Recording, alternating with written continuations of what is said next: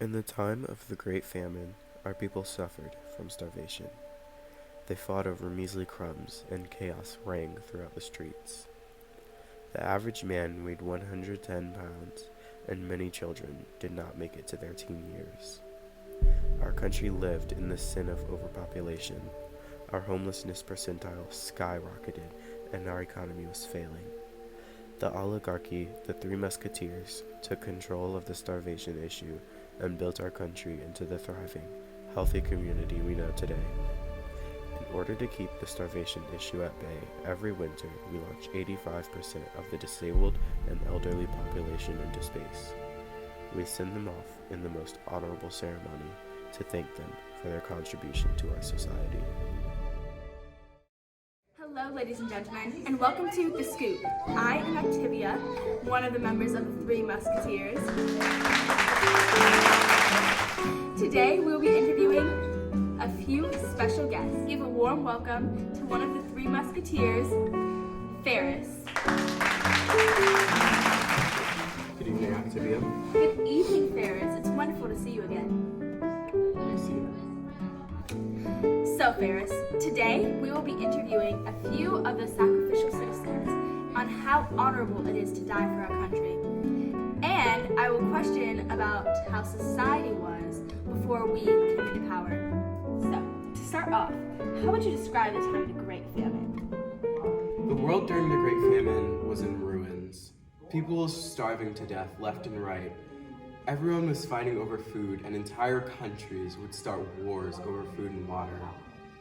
Statistically, about 73% of the world's population was not getting enough food and water to sustain a normal and helpful life to society. To resolve our issues, we started sacrificing 85% of the world's elderly and disabled population.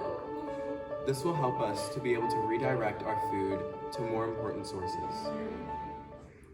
It is so sad how the starved people treated each other, and inhumane. It's crazy that we had to get to that point to make such a drastic change. Do you think there was any other way we could have ended this food shortage? No, I do not. Our sacrifices are proud to be sacrificed, and it really helps on our economy. Yes, I agree completely. When you first came to me and Leia, we thought you were crazy, but this has obviously turned out to be the best thing to ever happen to our country. So, me and Leia have come across a selfish hate group called the Revolutionists who are still opposed to your idea. What do you have to say about their actions? The so-called revolutionists are spreading hateful lies to keep our country down. They think us getting rid of overpopulation is inhumane, but they're all wrong. See, if we didn't eliminate 85% of the elderly and disabled population, the world would go back into the Great Famine.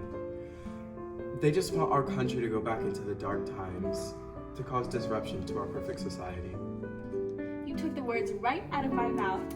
Just out of pure curiosity, I've always wanted to know why you chose me and Leia to help you in the fight against starvation. Well, I knew I could trust you guys' judgment, and I had always admired you guys' ability to do what was right for the country and further our country and free us from the enslavement of starvation. I couldn't imagine running this country without you two. I feel the exact same way. On that note, I think it's time to welcome our next guest, Leia of the Three Musketeers.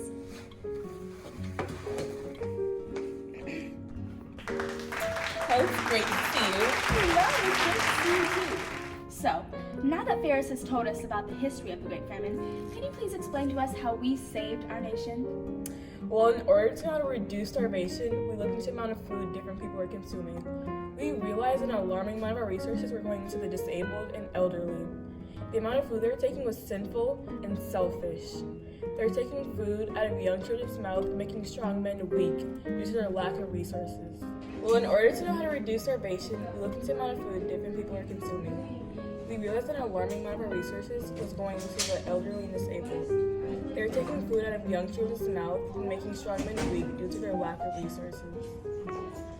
Ferris is a well-known politician and got elected into power. He chose for our great qualities, as he mentioned earlier, and together we tried to lessen the food of the elderly and disabled but we realized there still wasn't enough food to go around. We then came to the conclusion we had to take them out of the equation completely. And how did the general public react to this? Oh, the public all applauded the idea of more food all around, and they understood the sacrifices that had to be made. How did sacrificial citizens feel about giving their lives for others? They understood what had to be done. The sacrifices take this as a great honor and with a great deal of respect. Thank you so much for joining us. Finally, we have arrived at the point of our interview where we will be interviewing one of the citizens who will be sacrificed this winter. Hello, volunteer number 1. So tell me, how does it feel to be the first volunteer aboard the ship this year? It's a great honor. I agree, it truly is. I'm sure your family is proud of you. They're very much so proud. All right, well, thank you very much, volunteer number 1. It was truly an honor to meet you. Yes, goodbye. Goodbye. Now, as always, we'll end the show with the pledge of apportion. We solemnly swear to uphold our duties as citizens of this country. We swear to never take more than what is needed. We swear to share evenly amongst our peers. We swear to go when our time has come. We swear to not be greedy and selfish and never burden society with our presence. If we shall ever break this vow, we shall gladly suffer the consequences of our actions.